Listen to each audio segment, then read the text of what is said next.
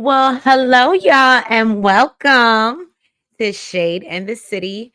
I am your girl, Treese, and of course, we are here to get into none other than what? Beyond the Gate, Season 1, Episode 99. Can you believe we'll be at Episode 100 tomorrow? Ain't that crazy? This was Monday's episode. And yeah, y'all, it was very Ashley heavy. So I'm giving you the warning now, very Ashley heavy. However, it was a cute episode. We finally figured out June, so somebody back there is listening to me, okay? But if you haven't already, all of my BTG Shade Squad and all of my new viewers, if you have not already, please do me a favor and go ahead and hit the like button. And for all the new viewers, or if you've been here before and you liking the vibe and you just haven't went ahead and subscribed yet, just go ahead and join the community, okay? But yeah, let's jump right into it, y'all, and let's get shady.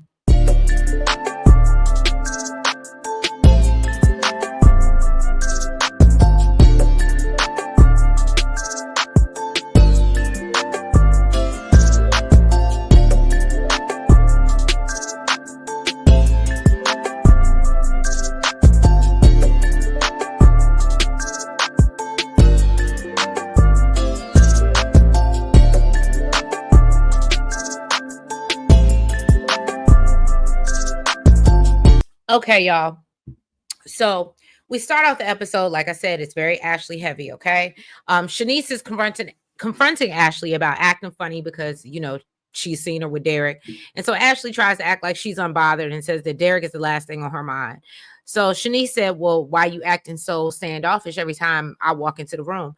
So you know what Ashley brings up? Well, it's funny because you really pounced on Derek all quick. And he tells her that Derek is fine, but they just friends, okay? And she says, and for the sake of peace, I'll fall back. Okay. So Ashley tells her, look, I don't give a damn what you do. Do whatever you want to do. So then Shanice gets on her about like, oh, her emotions turning on and off like a light switch. I know y'all don't care. Okay. And so Ashley wants to know, well, okay, why do you keep talking to me? I kind of was the same way. Although I love Shanice, I was like, okay, if you're gonna be here messing with her and hunching on her man, like I'm kind of with Ashley for once. Like, can you please get out my face? Like you want to do a lot of conversation, okay? That I'm not really looking to do. She tells Shanice, look, sweetheart, I don't know what you want from me. You don't need my permission to date Derek. I'm over it. Okay. So Shanice questions, well, what or who has her not thinking about Derek when Andre conveniently walks off the elevator. And so Shanice is like, oh, my questions have been answered. Okay. And so Shanice excuses herself. And Andre and Ashley start, they little back and forth flirting that they like to do. And so he asked her out on another date that night. And Ashley is like, well, why would you want to go out with me? Andre said, because he's searching for something real, you know, real love. I'm searching for a real love. That's what Andre's looking for. And so Ashley mentions, this is what irritated me. So then they get into this conversation, and I don't know if it annoyed anyone else, but when Ashley started talking about collard greens and cornbread, I said, okay, we're trying too hard. We're trying too hard. I don't know, maybe it's just me. So then Andre asked her, well, if you could go anywhere in the world, where would it be? All right. Let's get off of them because I'm over it already. So now we move on to Leslie and Eva, who are at Offrey Jean's having lunch, and Eva, or early dinner, whatever you want to call it. And so Eva quickly picks up that her mother wants something from her. And so she asks Eva, well, do you think that you could pick up the check, even though I invited you out?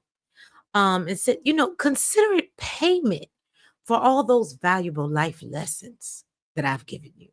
And I said, ain't this some bullshit? So he was like, okay, there's more to this than, what you're letting on. So she asked, Leslie, well, what's going on? And so Leslie tells her, the waitress gigs, they a little hard to come by. And, I lost my job as a bartender because they want younger bartenders and a younger crowd. And so Eva said, well, you should go sue for ageism. And girl, I can't afford no attorney. He was like, well, why didn't you say anything sooner? And of course, Leslie claims, well, I was embarrassed because, I'm supposed to be taking care of you. And so Eva said, well, that's such an old school way of thinking, Mom. We're supposed to have each other's back. He was like, well, what's the plan? It has to be something. And so Leslie tells her, you're right. It's something or someone. And then she rushes off like a thief in the night, leaving Eva wondering what she's plotting. And then, of course, she crosses paths with Jacob on the way out. And that up and down that she gave Jacob, that had me, I ain't even gonna hold you. I got a good little kiki out of that. I said, I love Trisha Man acting. I absolutely do. It's just chef's kiss. I say it all the time, but I've never liked a crazy person so much, being so honest. So then Jacob, like I said, he had walked into Off Jeans and he's eating, he's, obviously getting ready to eat with Naomi because nobody cooks at home. And so he wants to find out what happened because she's went over to find that address or went to the address that he gave her. And she tells him that she met June's sister, Regina, y'all. And she was not very hospitable, and she actually became enraged when she mentioned June and slammed the door in Naomi's face. And shout out to the members only chat. And I should have went back and listened to it before I came up here because I know y'all gave me the name of the young lady actress that's playing Regina. Y'all told me she was coming, so I appreciate y'all for that. And yeah, thanks for always keeping me in the know, members. Regina slammed the door in her face. And so Jacob said, well, maybe it's the time for you to take a step back. And I said, not Deputy Do Good telling her to take a pause on doing good. Isn't that ironic? Okay. And so Naomi said, well, look, I left my business card at the door. And so he warns her, well, look, don't get your hopes up. And so Jacob is questioning, he's questioning how Leslie went from trying to set Eva up for Laura's attempted unaliving to now being, cool and, a mother-daughter duo. And so Naomi just talks about having a toxic family member, but at the same time, that doesn't keep you from wanting to love them or protect them. And obviously, we know she's clearly talking about Bill. So then Jacob notices a young woman walk in. And so that's when Naomi recognizes her as Regina, June's sister. Okay. And Naomi's like, oh, Regina. And Regina's like, look, you wanted to talk? Let's get this over with. You done came up to my house, disrupted my peace. And unfortunately, it wasn't hard to figure out where you was gonna be at because it's only 2 places in Fairmont Crest. 3. I'm sorry. Let me not forget the country club. Now, and plus she had called Naomi's office and they told her where she was at. And again, it won't too many places they could go. So now let's move over to Kat and Tomas. I know, bear with me, guys. Bear with me. Okay. They just finished their time in the sack. Kat, as we know, is visibly regretful, and Tomas is asking, how was it? Did I put that thing down, flip it, and reverse it? You know what I'm saying? And Kat said, yeah, it was lovely. Here's another thing. Here's the second time you do this beyond the gates. So then I literally only have this in my notes because it bothered me so much. So Tomas and says, or basically he notices something's off and he says, lovely. That's what you say about your auntie's potato salad at the cookout. We're trying too hard. We're trying way too hard. I'm gonna let it go. Have you even had real potato salad? Tomatoes. It ain't got tomatoes in it. Okay. Anyway, so Kat just plays it off and says, you know what? I got deadlines to make. I got things to do. And I said, yeah, it won't good. If that's the first thing she think about is getting back to work, you didn't put that thing down, flip it and reverse it. You didn't. No, it wasn't worth it. He's like, oh, well, cool. I got to go meet up with Caroline anyway. And then, yeah, I'm planning to, let me go get cleaned up. And I said, well, Kat, when are you going to go get your ass in the shower? This whole scene was cringe. Okay. So, then Chelsea comes in on his way out and they sit down on the same couch that her and Madison done did it on, that Tomas and Kat just finished getting ready, having sex on. And I was like, and ain't nobody, and Kat ain't showered. What is going on? So, okay. So Chelsea is trying to show Kat this new sketch of a bag that, she wants to do, and she noticed Kat acting weird. And so Kat, ain't paying no damn attention to whatever Chelsea's saying. And then of course, nasty as it just kept getting worse. So then she looks next to her and she finds the condom wrapper. So thank you, Beyond the Gates, for letting us know that at least a condom was used. Thank you, Beyond the Gates. So okay, I'll say I was wrong. My baby theory has clearly gone out the window that fast. That's okay. I didn't catch anything. I'm fine. I can admit when I'm wrong. Okay. But point is that it was just nasty. Again, y'all just did it on this couch. Y'all sitting. What's going on? What is going on? Anyway, so Kat confesses that, to Chelsea that she lost her virginity. And Chelsea decides to celebrate. And then Kat admits to Chelsea that I hated every second of it, sis. It was not what I thought it was going to be. I did not see the moon, the stars, the mountains, nor the rivers. I did not see heaven.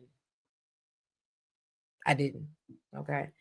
And so, and she was like, I don't know what the hype was about. And so she's like, what if that thing is broken? Would they say if you don't use it, you lose it? Maybe I lost it because I didn't use it. Chelsea tries to get her to realize, girl, that thing ain't broke.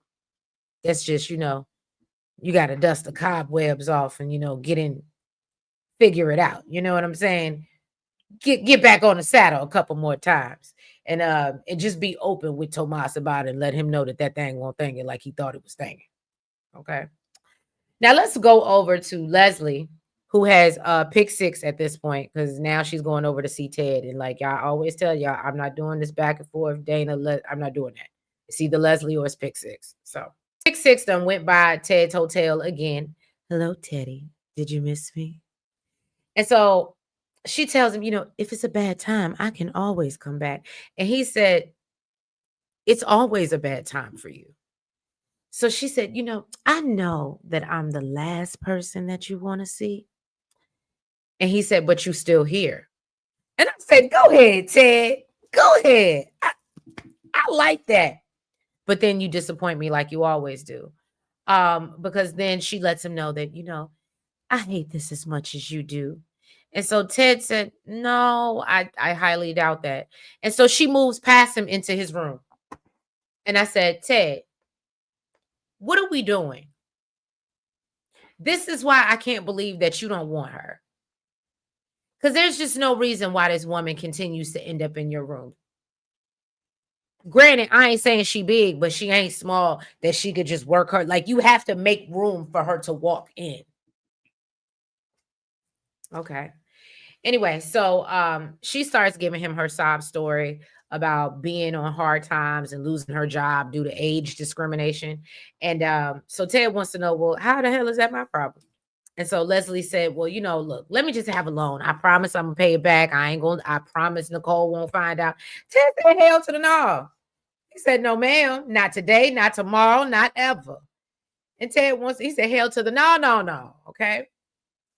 He wants to know what happened to the 50K that I gave you to go away the first damn time.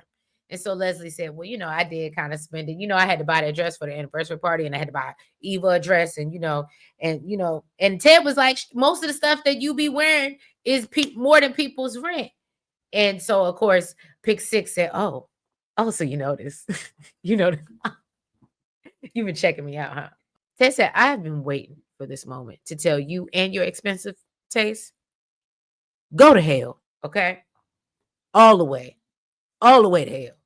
And then he also brings up her filing the report against Nicole, which, Pick Six is still refusing to show her injuries. And then Ted respectfully says, the door, okay? And so she's guilt tripping him about, I've had to raise Eva alone. And she was like, you should be grateful and thankful that I'm even here so that you can get to know Eva. And Ted said, please stop. He said, save it for somebody who believe you got a heart. Okay. And he said, the door. Okay. And so Pick Six lets him know, you won't forget this. And we know when she say it, she mean it. So then we see Eva run into Tomas on her way out of Orphe Jeans. And she tells him that she's, running out to go check on her mom. And so obviously they ain't really got time to talk. She makes it to Leslie's apartment. And so she's like, and so of course, Leslie lets her know that, look, I had a conversation with Ted and he ain't giving me no money. And she said, so then she basically tells Eva she wants her to go ask him for it because Leslie knows that Ted would never say no to her. And so Eva was like, but I don't need any money, mama. And Leslie tells her, well, it's not for you anyway. It's for your broke ass mama. Okay. And Eva's like, but I'm having trouble understanding this, this concept.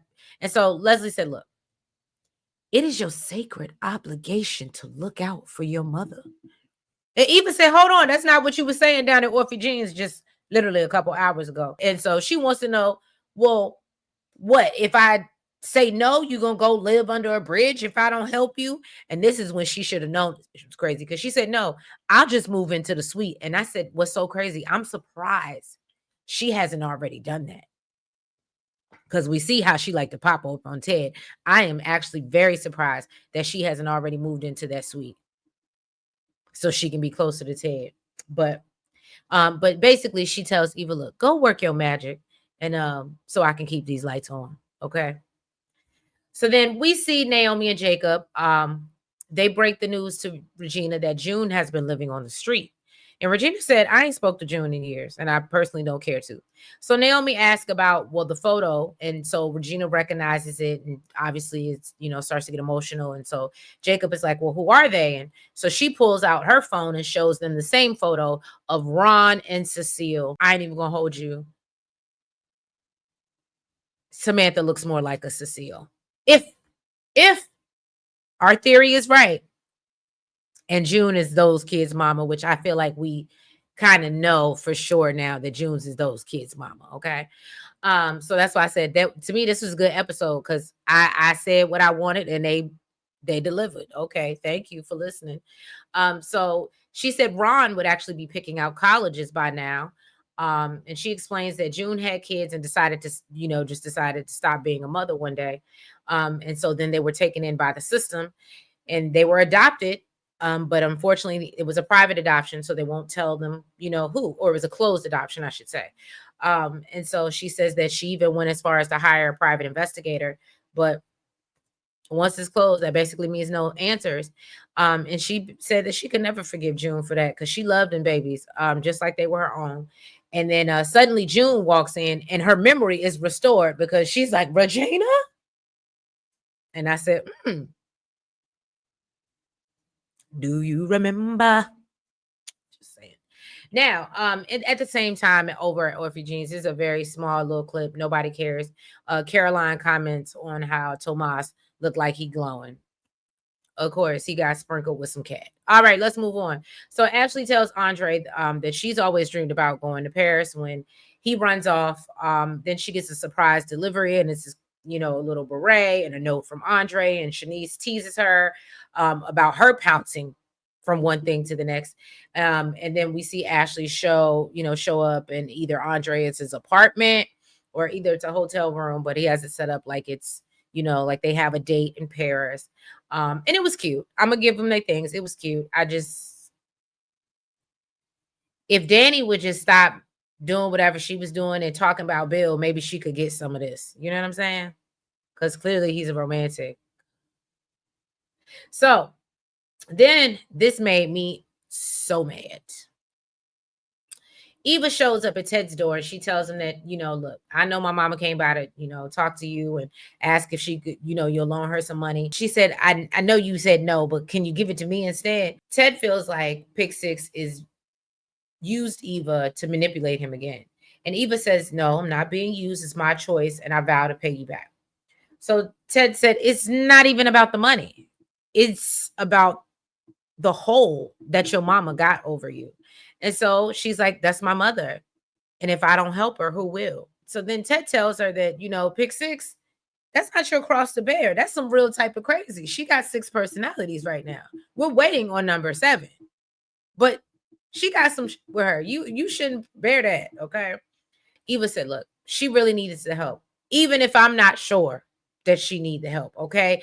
For me to feel like a good person, I need to come and ask you, even though you've already done enough for me and taken me in after this woman that put me out on the street and gave me her ass to kiss. I'm sorry.